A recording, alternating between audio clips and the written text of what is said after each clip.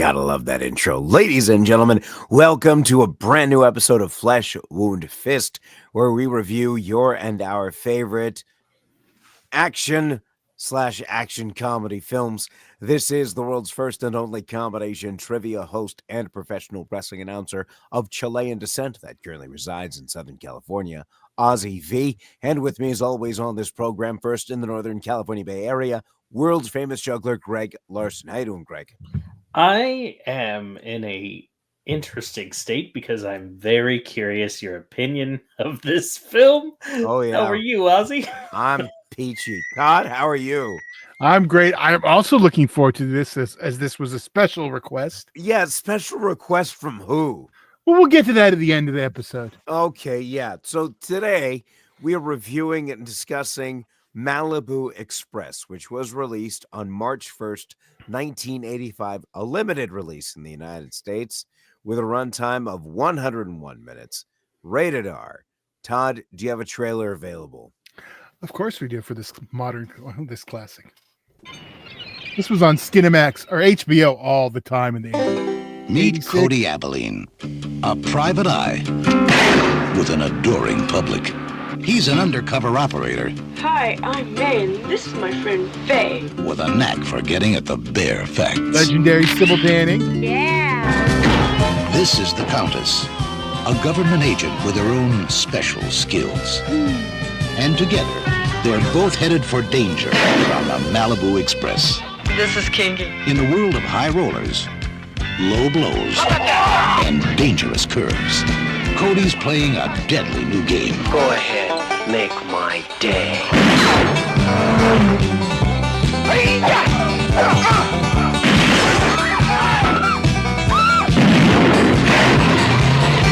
Hold on, I'll get some help.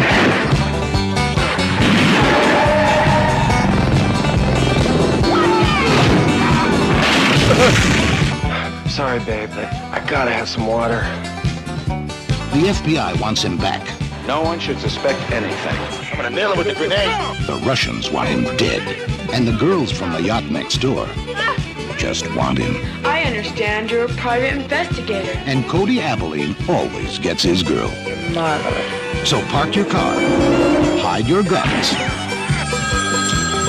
and lock up your daughters. Cody Abilene just got another case. He's hard to catch. You are continental.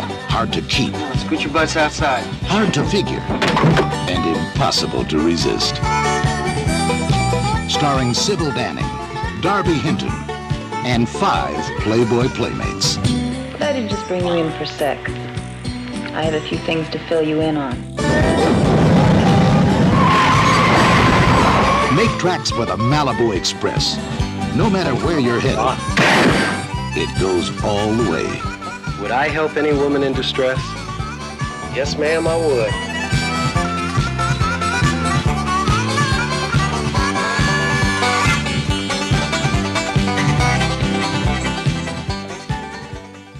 All right, that was the trailer for Malibu Express, again released on March 1st, 1985, with a limited release with a runtime of 101 minutes, rated R, written and directed by Andy Sidaris, starring Darby Hinton, Sybil Danning, and featuring Art Matrano, otherwise known as Commandant Mauser. And 5 Playboy playmates. That's right. Yeah, right. This movie gave me such a fucking headache. I thought you were going to say something else. 40. That too. That's what gave him the headache. 40, the first 45 minutes were intolerable if you're not. If a man. See, here's the thing. No, listen. From it's just. I mean, okay, I'm going to be honest. The opening with the bit of the private eye missing every target when he goes in for target practice, that was funny. The fact that the film kept using the same song over and over again, that was funny. But, it's more joke, joke, here's some boobs. Joke, joke, joke, here's some more boobs. Here's one joke, here's some boobs. Forget the joke, here's more boobs. and then just more and more boobs. I'm Right. still waiting to hear the problem, though. It's because they had a few cars, but because they, were worried about safety, they added a few more extra headlights. That's all. I didn't understand the whole calling the operator, and the whole operating room is like sex operators. Like, did I completely missed that whole why is like, oh, he's on the phone with us, I'm getting so horny now. Like, is this just a fantasy of this writer and director? Like, I want to write a movie about a guy who gets banged by everybody. And how did he get funding for this movie? We'll talk about that later. But here's the thing, though. Like 1985, what red-blooded American did not want Magnum PI with all the boobs you could see? Like I understand your point. This was a money idea. I understand your point.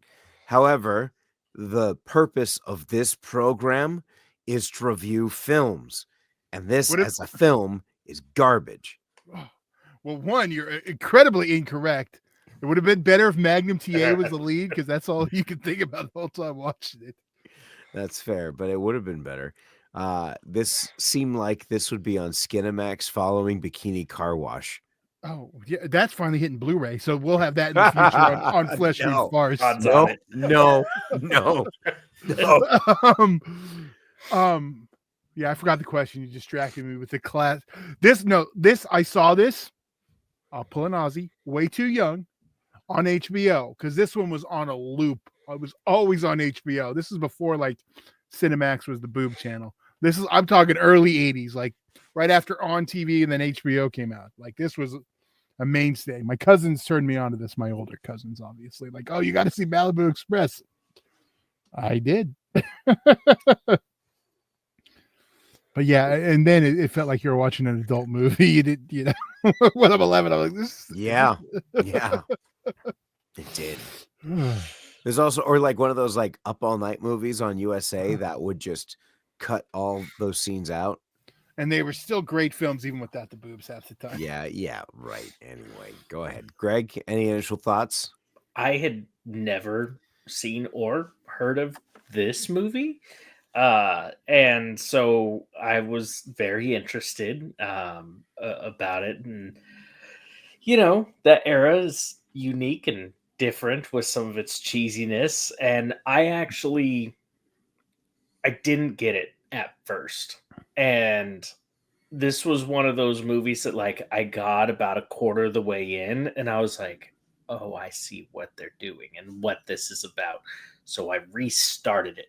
And yeah, because I was like, I need to like go into it with this mindset. I need to go in with this mindset. I don't need to see some of those boobs again. I don't. That's not why I'm going back at all. Just because there's a bonus to it doesn't mean that two things can't be true. But yeah, and going through it that next time around, I was like, I get what they're doing. And I actually sent a message to Todd about this and didn't send it in the group chat. And Todd, I hope you can have that ready for later, near the end after we give our scores, so that you can. I can be the one to read Ozzy. it. No. All right. Okay, so we went through our initial thoughts. Credit where credit is due. There were some funny moments. It was a fancy gun. It's a terrible shot. But then you started getting into it he starts out with the tape recording, establishing that he's going to narrate this whole thing. And you see his mouth moving, but it doesn't match what the audio is. And it was driving me insane. I hate that. I still catch that now and things, and it drives me insane. Just do the guy. It's not that hard. It's not that hard.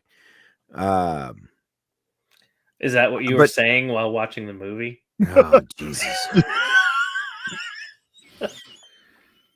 That was all you, Ozzy. Yeah. But there's a couple lines with first, he's on the phone. He gets off the phone and they ask, did you learn anything? He replies, yes, and I'm gonna have to take a cold shower. Yeah. I'll give you that. That's cool. So you guys got a line? Mine's not actually a line, but just a physical moment. Because there's a when I realized how ridiculous this film is and how it was intentionally kind of trying to be a bit ridiculous, the moment where he shot his gun and it didn't fire, but it still had the kickback, like I was just like, oh, that's ridiculous and stupid, But I don't know if that was like a thought to put that in, or if he was just like, I pulled the trigger, this is what happens, and it wasn't intentional. Either way, I'm happy with it. Todd? Yeah, I did you guys, before I do mine, did want to ask you guys, did you guys recognize anyone else besides Mauser from another farce movie we recently covered in this? All right. The hot dog guy from Bachelor Party is one of the bad guys. The one who gets killed. We didn't review Bachelor Party. We didn't? No. Oh, well, then that's a to-do list. Well, there you go. Now you got a Darn it. spoiler. The hot dog guy from Bachelor Party is the baddie who gets killed in this one. Okay, mine. And I was kind of worried Greg might do this one. Mhm. There's a part where our hero's on the phone talking to a lady. She's, Cody, are you alone? And his response is, no, there's a topless girl serving me coffee and a beautiful dancing girl with batons. And that's, so he's saying it's to her, it's being a smart ass. And Right. that's literally what's happening. That one That got was me. solid. Yeah. Ozzy, come on. Did that not give you a chuckle, or was that a groan for you? It gave me a chuckle. Now, I'm going to be honest. Here's the thing is that once the subplot of the driver blackmailing his boss and his wife. The driver's the hot dog guy. Okay, there you go. The hot dog guy from Bachelor Party. And what's funny is you see all sorts of acts happen between a man and a woman. But when it comes to these photos, that would be between a man and a man. Oh, look at these photos. And you don't see anything on the screen. It's just funny. Like it's a different time. I understand it, but it's just so funny. Like, you're gonna show all this stuff, like this is borderline pornography, and so Ozzy's like, not enough dong in this for me.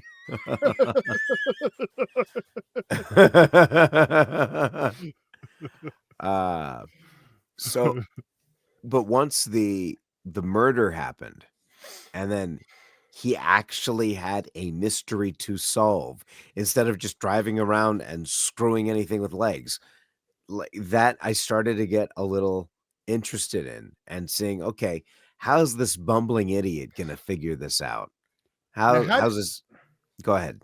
No, I was gonna ask. Well, finish that because I have a question about the ending. Or did I screw it up? It makes total sense about how it happened. Not by use of is by use of his sidekick and her assets. How did you like as I have compared this to Magnum PI, but the Magnum PI telling of the whole story at the end of it, how it all actually went down? That was just so old school to me. I love that aspect of it. If the acting wasn't so basement bargain. Oh, that's what makes it great. And no, I'll give it maybe a 2.5, but not a 3. A 2.5 in the context. This is a terrible movie. That's the 2.5 I give. And the only reason I give 2.5 is because there are moments in here that do make you chuckle. I'm surprised you didn't give it an extra point for the Pepsi thing behind Mauser when they're doing the big chase. Well, I would have, except for the fact that this guy who goes to a lot and says a parking lot and basically says, I need a car. And he has to have sex with the person running the car lot for him to go off with the car. And he says, could you believe that? I got raped. What? Like, this is just a fan fiction fantasy. You think, Ozzy? But I mean, that was the line where that was the over the top line. Like, dude, give me a break, man. You've never gotten laid before in your life. That was the idea that I got. Having hot women forcing to raping the main character, who being a guy who has had sex with anything with legs in the previous 60 minutes of prior to this moment happening here. But anyway, let's just get to the rating. He wouldn't have hit that one guy had he not been so distracted. So it was a necessity for that moment for him to be hooking up while driving. Right. Greg makes it. So, score-wise, if I were just to score this as like, is this a good movie? No, I would give it a 2. But scoring it of how much fun I had with it, I'm giving this a 4. I had a blast with this movie once I kind of reframed how I was watching it. And Todd, would you mind saying what I sent you? Yes. This is the message I received from Greg. This movie is the action version of Lost Skeleton, but with boobs. I sent you the last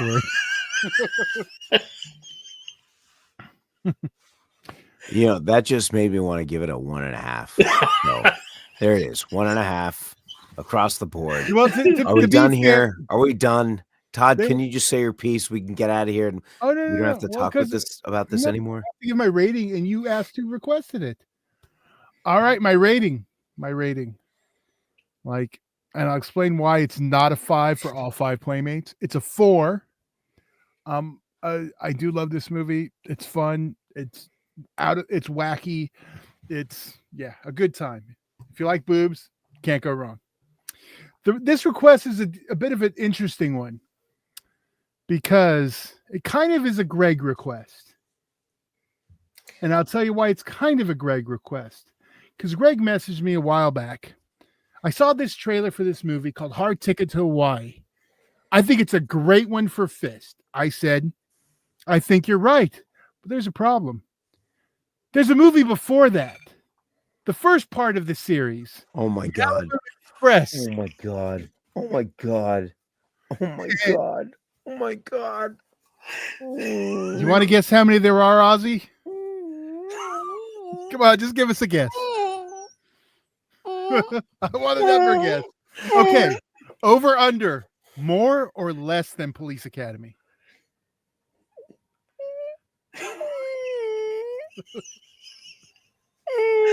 This is how we start 2025 with you, Ozzy. Come on, give me a number. What do you think? How many are there? Is it under? It is not. I will give you this. There are more James Bond movies. I think there's 24 James Bonds now? Yeah. So about half of that. 12. Oh, but wait. No. Oh God. But I think it's the 10th one is the introduction. The 10th? 10th? Wait for it. Oh God. The 10th one introduces one of the newest characters, Mr. Marcus Buff Bagwell. Oh God, make it stop. They actually did promote it on WCW too back in the day. So you can thank Greg. Yes. And they do get better. It's hard to not.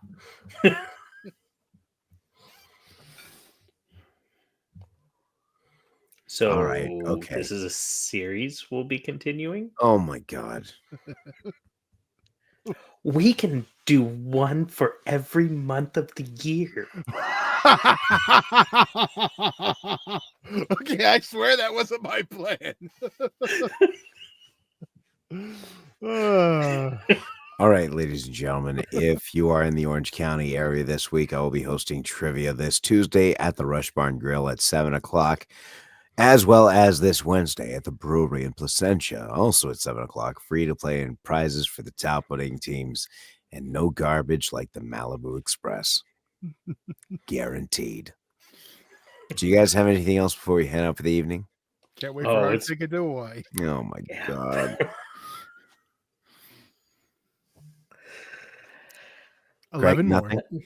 No, I think I've gotten everything I needed out of this episode. Yeah. All right. Ladies and gentlemen, for world famous juggler Greg Larson and this the whole 12 of these movies. World famous asshole movies. producer. Oh my gosh. Well, see, here's the other thing. There's actually like 2 other ones that some people argue come first. There's Stacy, and then I can't think of the other one right now, but there's 2 other ones. But I don't really count like the Malibu films. Malibu Express is like for me the beginning of the series. But the other 2 have some similarities, but they're not part of the timeline. So there's kind of 14. They're kind of, but it's like Ric Flair's champion. Like some will say this, some will say that, but there's 12 100% official in the series. Okay, are you done? Okay, 14. Are you done? Are we done with this? Is there anything else that we need to say about this? Because I can't do it anymore. We're good. You can until next month. Oh my gosh, ladies and gentlemen, world famous juggler Greg Larson, Flesh Wound producer Todd. I'm Ozzy V, and we'll see you next week on a brand new episode of not any of these Malibu movies, but Flesh Wound Farce. Thank you. Have a good night.